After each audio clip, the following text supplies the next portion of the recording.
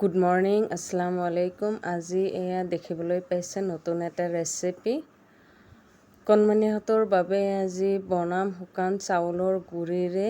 এয়া মই আগতে লৈ লৈছোঁ, 1 বাটি চাউলৰ গুড়ি লৈ লৈছোঁ আৰু তাৰ বাবে লৈ লৈছোঁ, আপোনালোকে লৈ ল'ব যিটো বাতিৰে চাউলৰ গুড়ি লৈছে সেইটো বাতিৰে 2 বাটি পানী দিলে হৈ যাব। মই যিহেতু সৰু কাঁচৰ বাটি সেইবাবে মই 3 বাটি পানী দি লৈছোঁ। এয়া 3 বাটি পানী দিয়াৰ পিছত আপোনালোকৰ যেনেকুৱা লাগে আৰু যেনেকুৱা নিমখ খাই ভাল পায় সেনেকুৱা মই দি দিছোঁ 1 চামুচ নিমখ ইয়াতে দি দিম। এয়া মই দি দিছোঁ নিমখ। তাৰপিছত পানীখিনি উতল অহালৈকে অপেক্ষা কৰিম। যিহেতু চাউলৰ গুড়িটো ভালকৈ সিজিব লাগিব তাৰ বাবে মই পানীখিনি ভালকৈ উতল অহালৈ অপেক্ষা কৰিম। আপোনালোকে যেনেকৈ ৰুটি বনায় সেনেকৈ শুকান চাউলৰ গুড়িৰে যেনেকৈ ৰুটি বনায় সেনেকৈ চাউলৰ গুড়িটো মাৰি ল'ব। সেনেকৈ মই প্ৰাথমিক পৰ্যায়টো সেনেকুৱা মই কৰি আছোঁ। এয়া দি দিছোঁ মই উতল অহাৰ পিছত এয়া চাউলৰ গুড়িখিনি দি দিছোঁ। চাউলৰ গুড়িখিনি দি মই ভালকৈ লৰাই ল'ম। তো ইয়াতে মিক্স কৰিব লাগিব। এয়া পানীখিনি উতল আহি গৈছে। এতিয়া মই এইটো গুড়িখিনি ভালকৈ মিক্স কৰি ল'ম, নহ'লে এফালে শুকান হৈ থাকিব আনফালে বেছি সিজাই যাব। যাৰ বাবে মই এনেকুৱা সকলোখিনি মিক্স কৰি আছোঁ ভালকৈ। এয়া দেখিবলৈ পাইছে মোৰ মিক্স কৰা হৈ গৈছে। এতিয়া ঢালি ল'ম বেলেগ এটা পাত্ৰত, নহ'লে আপোনাৰ কি হ'ব, গৰমে হাত দিব নোৱাৰিব আৰু এইটো বেছি ঠাণ্ডা হ'লে একলগ কৰাতো প্ৰব্লেম হ'ব। ৰুটিৰ নিচিনা ডো বনাম যিহেতু মই ইয়াতে থালত লৈ লৈছোঁ। এয়া মোৰ দেখিবলৈ পাইছে কণমানি মোৰ ওচৰতে আছে। কণমানি কাজি লগত লৈ লৈছোঁ। ইয়াক ভাবিছিলোঁ টোপনি অহাৰ পিছত কৰিম, কিন্তু ইয়াৰ আজি টোপনি নাই, গতিকে ভাবিলোঁ তেওঁক লৈয়ে আজিৰ ৰেচিপিটো আৰম্ভ কৰিলোঁ। এয়া মই তাৰ বাবে লৈ লৈছোঁ যিমানখিনি মিক্স কৰাতে চাউলৰ গুড়ি লাগে আপোনালোকে লৈ ল'ব। মই চাউলৰ গুড়ি বাটি লৈ লৈছোঁ। এয়া চাওক, এবাটি চাউলৰ গুড়িত মোৰ কিমানখিনি হৈছে, বহুতখিনি হৈছে। আপোনালোকেও এনেকৈ কৰি চাবচোন। কণমানিহঁতেও যিহেতু খাব নোখোজে আজিকালি, সিহঁতৰ ৰুচি নাইকিয়া হৈছে, গতিকে নতুন নতুন ৰেচিপিৰে কণমানিহঁতক দিব, সিহঁতে চাব, ইণ্টাৰেষ্টেৰে খাব। মাকবিলাকৰ অলপ কষ্ট হ'লেও কণমানিহঁতক খোৱাৰ পিছত নিজৰ কষ্টটো ভাল লাগে। যাৰ বাবে মই কণমানিৰ বাবে লৈ লৈছোঁ। এয়া চাওক, মোৰ 2টা ডো বনাই ল'ম। এয়া বাৰে বাৰে ভিজামণিয়ে হাত লৰাই আছে।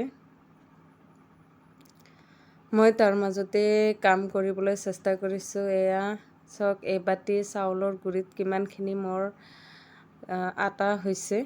তাৰপিছত এইখিনি মই ভালকৈ মাৰি লওঁ। এইটো আজি বনাম মই চাউলৰ চেমাই।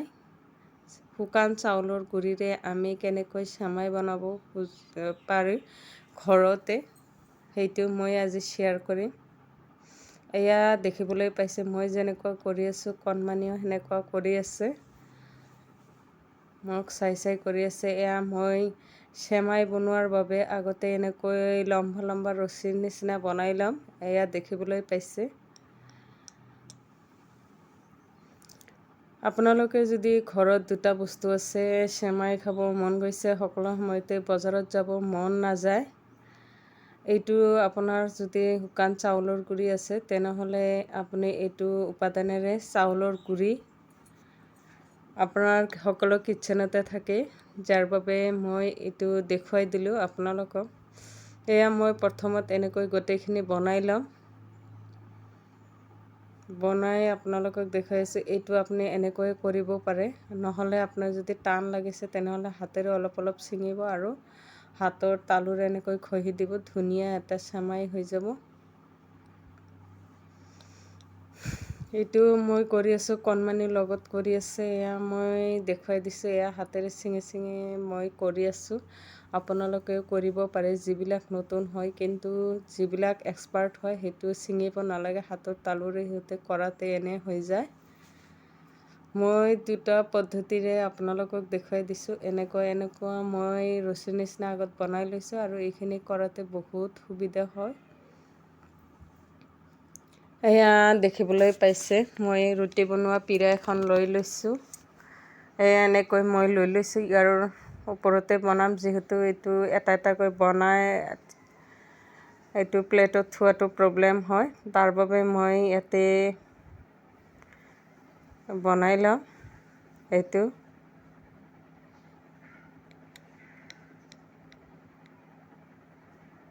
এইটো আপোনালোকে চাব। এনেকৈ ৰুটিবিলাক আমাৰ গাঁৱত এনেকৈ ৰুটিবিলাক বনাই উৎসৱ পাৰ্বণ আহিলে। শুকান চাউলৰ গুড়িৰে ঘৰত থকা বস্তুৰে আপুনি কেনেকৈ অতি সহজতে বনাব পাৰে চেমাই। ঘৰত আলহী আহিলে আপুনি এনেকৈ খুৱাব পাৰে, আৰু নহ'লে আপুনি এনেকৈ বনাই এবছৰলৈকে টেমাত ভৰাই ৰাখিব পাৰে, যেতিয়াই মন যায় তেতিয়াই খাব পাৰে। চেমাৰ নিচিনাকৈ নাৰিকল, গাখীৰ, তাৰপিছত কিচমিচ, বাদাম দি বনালে বহুত টেষ্টি হয়। মই আজি চিম্পুলভাৱে আপোনালোকক দেখুৱাই দিম। এইটো মই ৰ'দত নিদিওঁ, আজি কেঁচাটোৱে মই বনাই দেখুৱাই দিম। কেঁচা চেমাইটো মোৰ ওচৰত বহুত টেষ্টি হয়, যাৰ বাবে মই কেঁচা বনাম। কিছুমানে ৰ'দত 3-4 দিনলৈকে শুকাই টেমাত ভৰাই থৈ দিয়ে, সেইটোও ভাল লাগে, কিন্তু এইটো বেছি টেষ্টি হয় মোৰ ওচৰত। যে যেনেকুৱা ভাল পায় আৰু আপোনালোকে এনেকৈ বনাই খাবচোন। আপুনি এইটো বহুত দিনলৈকে ঘৰত বনাই থৈ দিব পাৰে, ৰ'দত শুকুৱাই এবছৰলৈকে সংৰক্ষণ কৰি যেতিয়া মন যায় তেতিয়াই বনাই খাব পাৰে। মই আজি একেবাৰে চিম্পুল সাধাৰণভাৱে বনাম, যিহেতু মোৰ কিটচেনত যি আছে সেই দুটা উপকৰণে বনাম আজি। তাৰ বাবে মই লৈ লৈছোঁ, এয়া এগিলাচ পানী দি লৈছোঁ। তাৰপিছত 1 বাটি ফুল চেনি লৈ লৈছোঁ আৰু 1/2 বাটি চেনি লৈ লৈছোঁ। এইটো চেমাই বনোৱাৰ বাবে মই এইটো ব্যৱহাৰ কৰিম। এইখিনি মই এতিয়া পানীটো উতল অহাৰ পিছত এয়া মই দি দিছোঁ চেনিখিনি।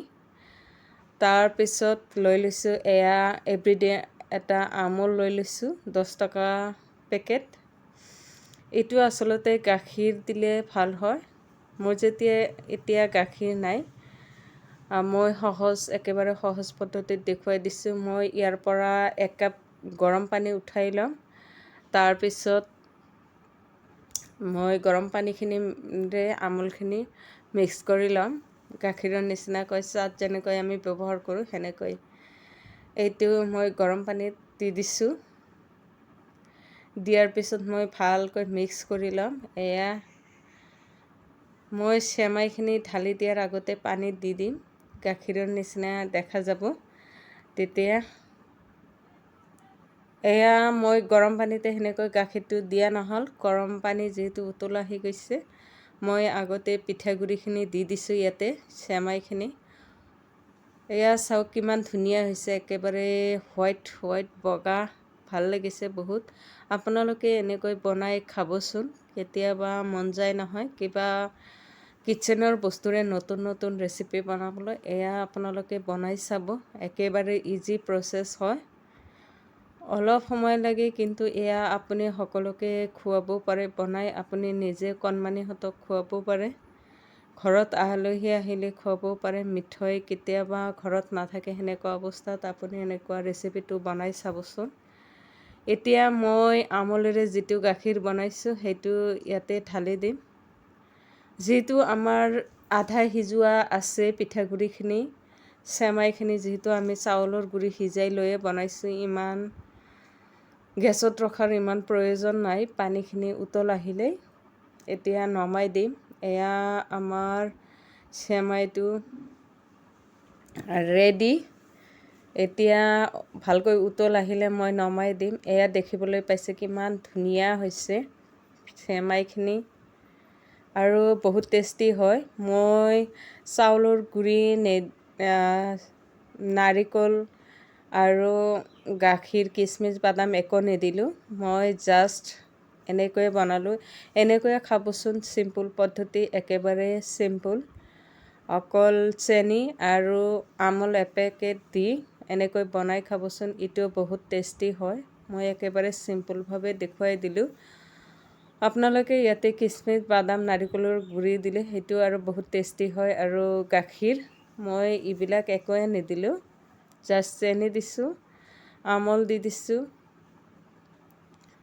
আৰু চাউলৰ গুড়িখিনি এনেকৈ পিঠা আকাৰে বনাই লৈছোঁ। চেমাই, এইটো হ'ল হাতত বনোৱা চেমাই।